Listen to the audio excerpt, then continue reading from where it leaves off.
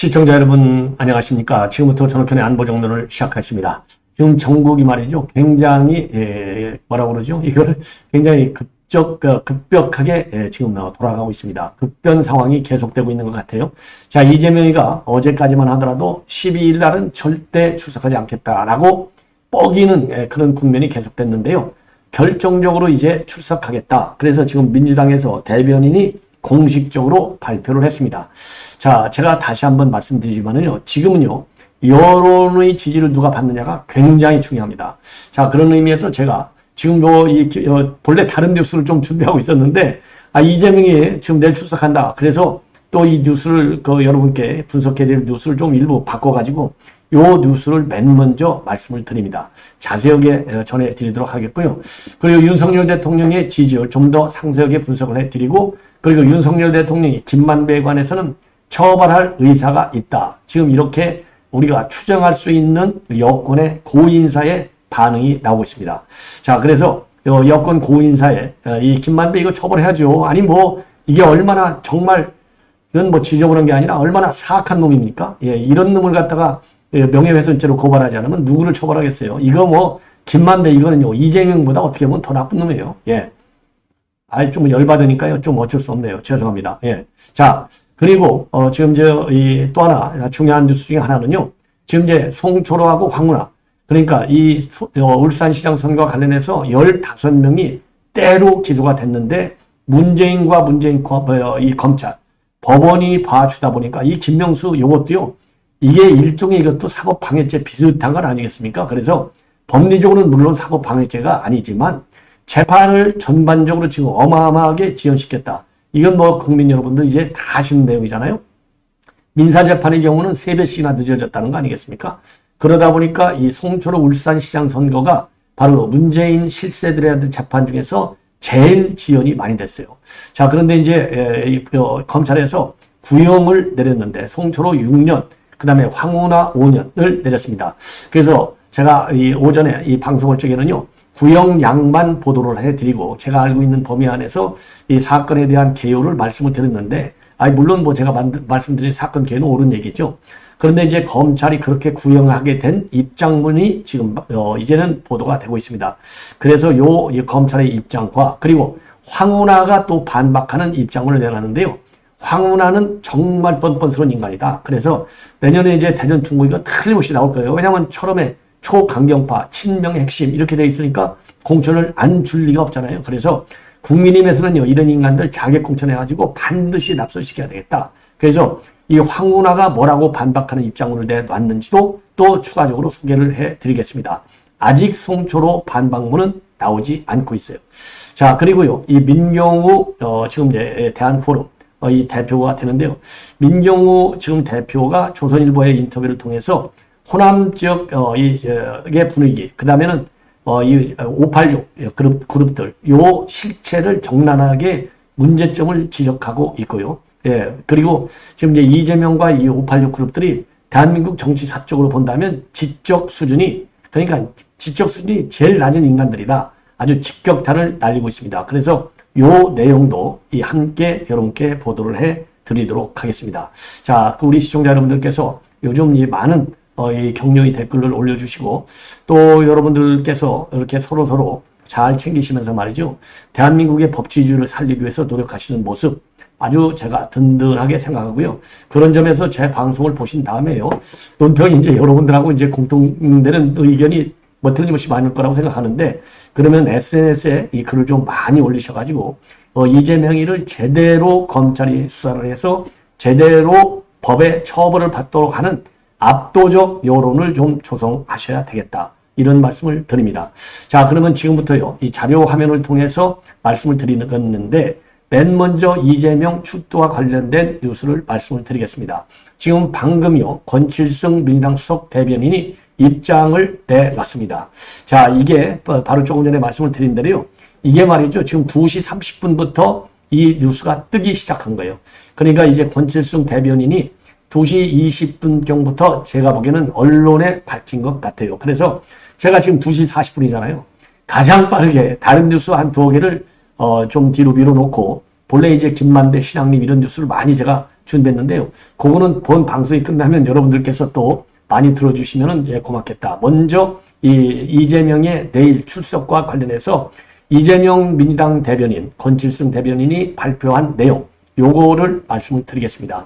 한마디로 이제 이재명이가 백기투항한 거예요. 왜? 국민이 용납을 안 하잖아요. 이거 이재명이 또 사기치네, 또 공갈치네, 또 협박하네, 또 선동하네. 이게 우리 국민들의 이재명에 대한 조사 태도, 그리고 민주당의 태도에 대한 불만과 비판이 아니겠습니까? 그래서 한마디로 검찰의 재출석 요구에 응해서 조사를 받겠다. 그래서 오늘 브리핑한 내용을 보면은요, 이재명이는 10일 오후 검찰에 한 번 더 출석한다. 검찰의 부당한 추가 소환 요구에도 부당하대요. 나 웃겨요. 예, 부당한 추가 소환 요구에도 불구하고 당당히 응하겠다는 입장이다. 아니 당당히 응하려면 검찰 조사실에서부터 걱정하지 말아라. 10일 날 나온다고 해야죠. 안에서는 절대 응하지 않을 거야. 해놓고 밖에 나오자마자는 5번이나 6번이는 내가 힘이 없는데 오라면 오고 가라면 가겠다. 그리고 나오고 나서도 안 가겠다고 계속 뻐기다가 지금사 또 가겠다. 이게 이 얘기는요. 검찰의 수사 능력과 수사 지휘 체계의 혼선을 조작하려는 아주 얄팍한 상술이다. 예, 얄팍한 공작술이다. 이렇게 저는 봅니다. 그러면서요. 검찰이 이번 조사마저 무도하게 조작하는 이런 검찰권을 남용할 경우에는 방해할 수 있는 모든 권한을 사용해서 대응할 수밖에 없다. 이게 또 사기치고 공갈치고 협박하고 있어요. 이미 그러지 않아도요. 개딸들이 뭐라고 그랬습니까? 지금 이재명이 단식을 중단해달라. 그러면서 검사 좌표 찍기를 하겠다. 이렇게 얘기를 했잖아요. 이거 똑같아요. 모든 권한을 사용해서 대응한다. 이거는요. 검사들 완전히 협박 공갈치는 거예요. 이거 검사 협박죄 이런 거 하나 좀 만들어야 되는 거 아닌가 싶어요. 야, 이런 인간들 정말. 자, 그러면서 이렇게 되니까 이제 언론에서도 바로 질문이 들어가는 겁니다. 아니, 모든 권한이라는 게 뭐냐? 이렇게 물었어요. 그랬더니, 야, 수사팀에 대한 사법적 대응까지 포함한 의미다. 그러면 어떤 사법적 대응이냐? 요거는요, 물으니까 그거는 조사가 이루어진 상황을 본 다음에 판단하겠다. 이렇게 협박하는, 예? 협박하는 범죄자를 여러분들 이거 듣보잡이에요. 이거 대한민국 법치주의의 근본을 무너뜨린 이 인간, 이거 제대로 처벌해야 될 것 같아요. 아니, 역대 어느 대통령도, 아니, 박근혜 전 대통령도 이렇게까지 얘기한 거 봤어요? 이거는 뭐 쉽게 얘기해서요. 뭐 이렇게 얘기해야 되겠죠. 무식하면 용기가 생기잖아요. 무식한 X가 용기가 있다고 그러잖아요. 그렇게밖에는 설명이 안 될 것 같습니다. 그리고요. 대북 송금 조사와 관련해서 특검을 할 수 있느냐? 요 물음에 대해서는요. 거기까지는 논의한 바 없다. 내일 검찰 수사 과정에서 무리가 있거나 또 최근처럼 진술서에 진술 취지를 제대로 반영하지 않는다거나 하면 거기에 대해서 강력하게 문제 제기를 하겠다. 웃겨요, 한마디로. 자, 그 다음에 조서 달인 안 한 거. 이거는 내일 이재명이가 나오게 되면 변호인단 검찰 측 종합적 법리 검토가 있을 거라고 생각하고 내일 날인을 다시 할지에 대해서는 그럴 수도 있고 정리가 안 될 수도 있다. 야, 이거는요, 검찰 농단 사건이에요. 검찰 농단 사건. 자, 이런 입장을 내놨습니다. 그래서 지난번 성남시장할 때는 이재명이가 10하루를 단식한 적이 있고 내일 나가는 날이 13일째 지금 이제 나가게 됩니다. 그래서 지금 현재의 건강 상태에 관해서는요, 많은 분들이 건강 상태를 걱정하고 있는데 대표께서 내일 조사를 받겠다는 의지가 강하다. 이 얘기는 뭡니까? 그래도 이재명의 충성 맹세를 하고 있는 거예요. 대표 조사받겠다는 의지가 강하다. 만약에요, 조사받겠다는 의지가 진짜로 강했다면 검찰을 농락하지 않아야죠. 그리고 검사를 상대로 해서 사법적 대응까지 이런 협박을 안 해야죠. 검사를 잔뜩 협박해놓고 당당하게 나간다? 협박하고 나가는 게 무슨 당당한 겁니까?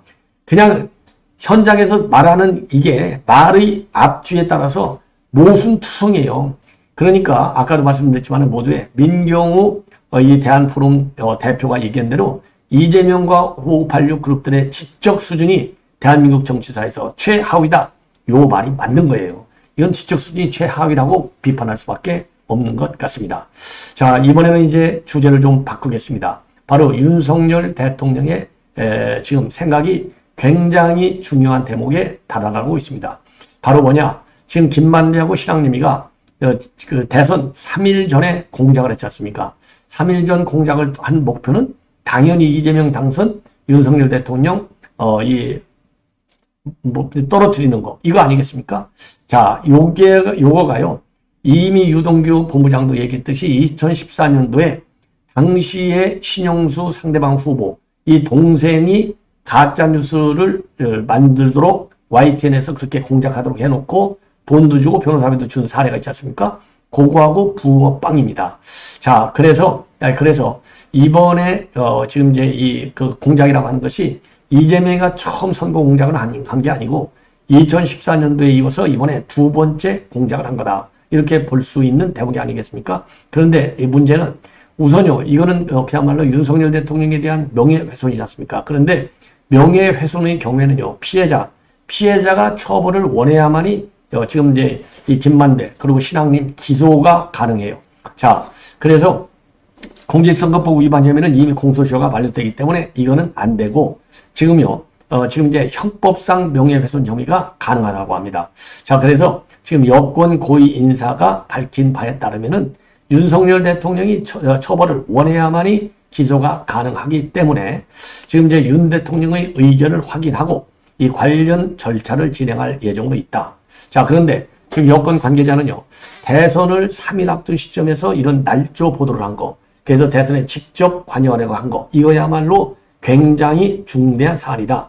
따라서 당시 여권이죠, 민주당. 대선 조작 정치 공작이라는 말까지 나오는 거 아니냐. 관련된 사람들은 엄정한 법의 심판을 받아야 된다. 따라서 윤 대통령도 여기에 대해서는 처벌 의사를 분명히 확인해 올 것이다. 그런 기조하에 대통령실에서 법률 검토를 하겠다라는 입장을 밝혔어요. 이 얘기는 벌써 이제 여권 고위 관계자가 이렇게 얘기를 하면 이거야말로 이제 윤 대통령이 이제 어제 기우했지 않습니까?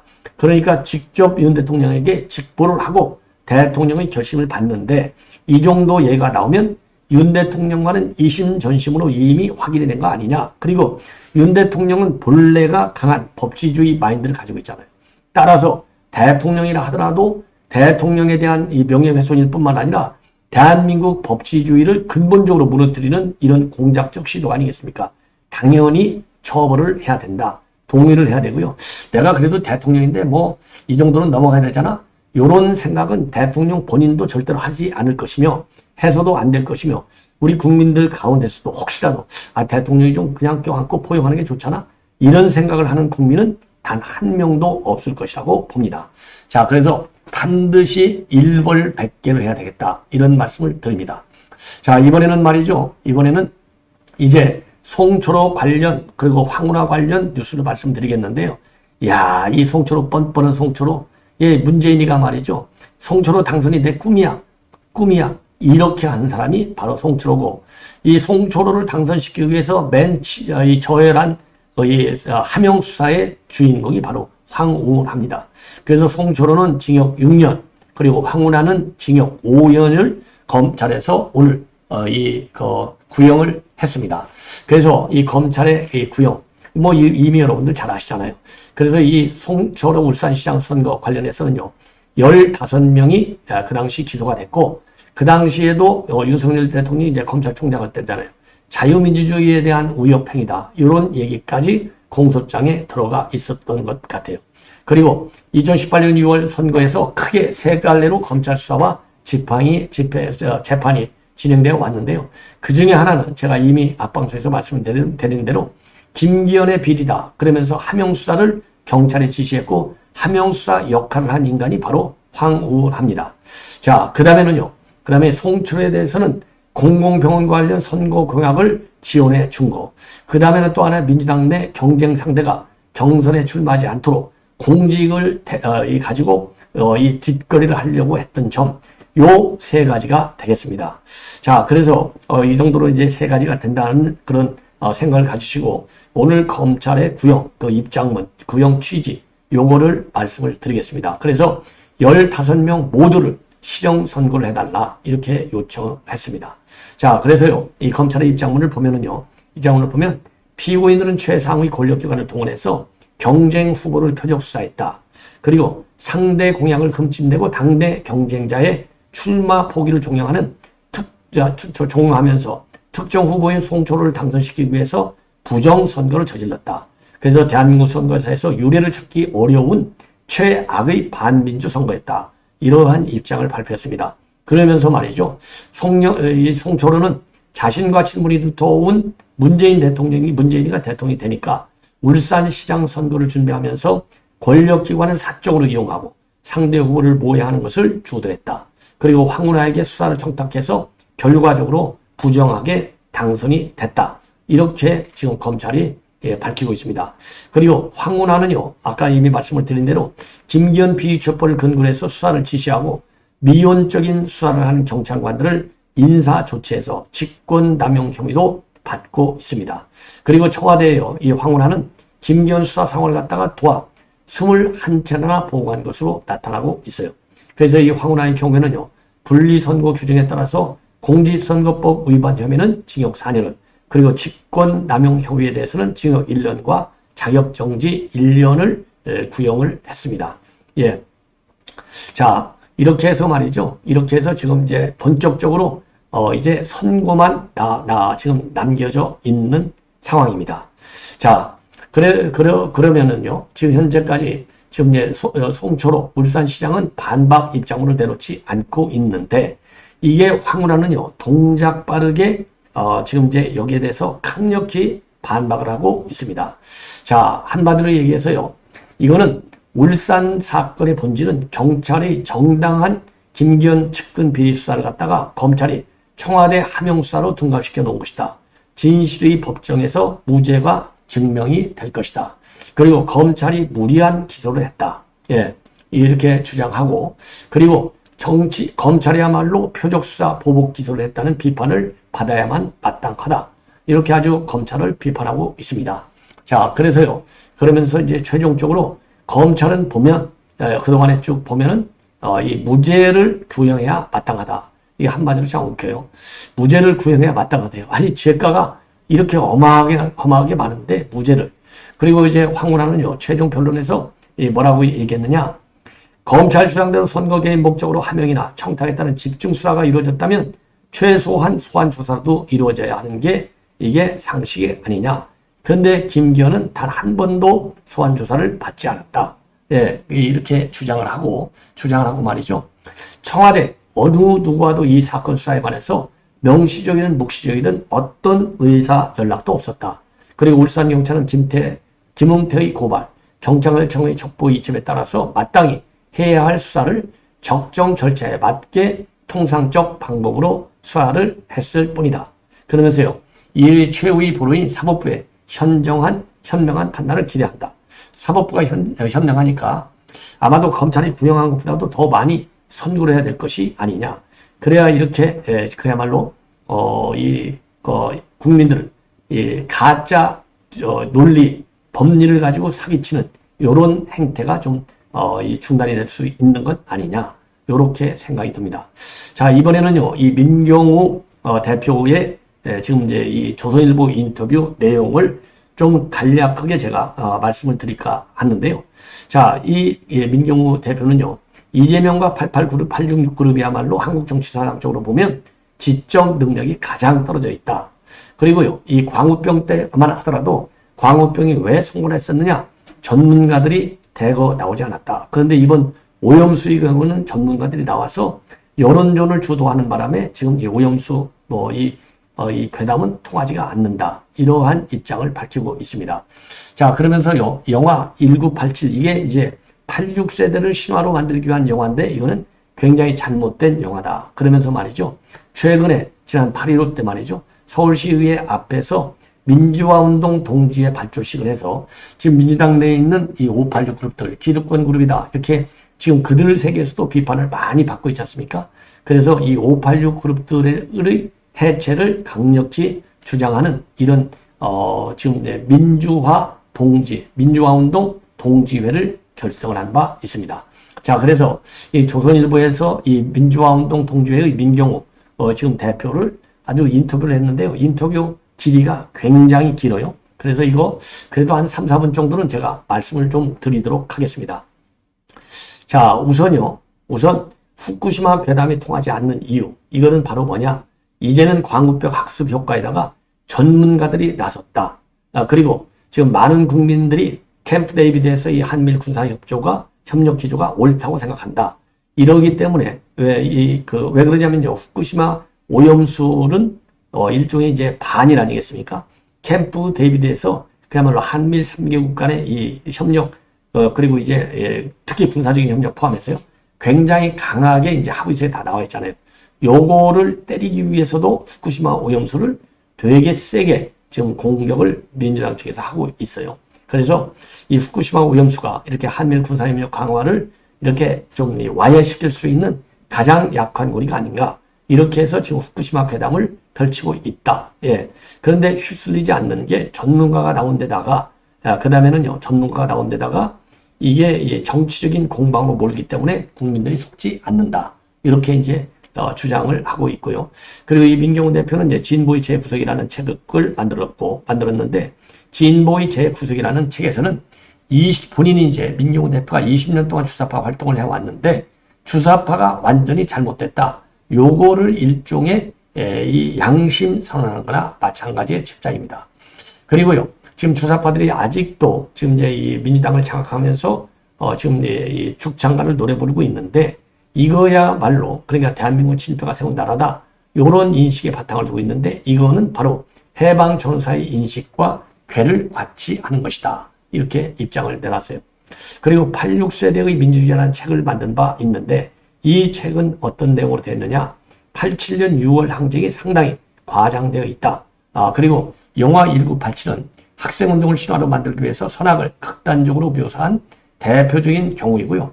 당시 순수한 학생운동이 없었다. 이렇게 지금 이 비판을 하고 있습니다. 예. 자, 그리고요. 예, 그리고 또 한 1, 2분 정도만 조금 더 설명을 드리도록 하겠습니다. 자, 그리고 말이죠. 그리고 지금 이제 이 주사파들의 최대 프로젝트로 성공한 것은 바로 이승만 죽이기 캠페인이었다. 이런 입장을 내놓고 있어요. 그리고 문재인 정치그룹이 가장 위험한 이유는 김대중과 노무현 때는 그래도 엘리트 그룹들이 있었지만은 문재인 정치그룹 속에서는 엘리트 그룹이 전혀 없다. 그리고 능라도 연설을 들으면서 본인이 정말 깜짝 놀랐다. 왜? 민족자주 남쪽 대통령 이런 80년대 운동권 용어들을 어떻게 대통령이 그대로 쓸 수 있느냐 이렇게 지적을 하고 있고요. 그리고 조국보다 위험한 사람들은 조국보다도 조국을 지지하는 사람들이다. 자, 왜 그러냐? 정책 경쟁보다는요, 무의식과의 싸움인데 민주화 사대가 만들어낸 80년대 판타지가 여전히 강력히 작용하고 있기 때문에 그러다 보니까 반일 프레임, 죽창가를 부르고 있다는 겁니다. 자, 이런 식으로 해서요, 지금 현 86그룹들을 대대적으로 비판하고 있고, 자, 운동권을 떠난 이후로는 지금 이제 수학 강사로서 활동을 하고 있다고 합니다. 예. 자, 그리고 참고적으로 그런 민병훈은 어떤 사람이냐? 1965년도 서울 출신으로 되어 있습니다. 그리고 서울대 의대를 다녔고요. 중간에 중퇴를 해서 국사학과에 입학을 했습니다. 그래서 인문대 학생회장, 그 다음에는요, 범민련 난축본부 사무처장을 지내서 국보법 위반 혐의로 2번씩이나 구속된 바 있어요. 그리고 한국 FTA 반대 운동본부 정책팀장으로 있으면서 광우병 시위를 주도한 인물입니다. 그래서 이 민경훈 대표는요, 진보의 재구성, 86세대 민주주의와 같은 책자를 써냈고, 현재는 수학 강사로 일하면서 미래 대한행동의 대표를 맡고 있습니다. 자, 그래서 이 민경훈 지금 대표의 발언 중에요, 지적 수준이 이재명과 586그룹이 제일 낮다. 여기에 전적으로 동의합니다. 시청자 여러분, 이렇게 해서 본 방송은 마치도록 하겠습니다. 대단히 고맙습니다.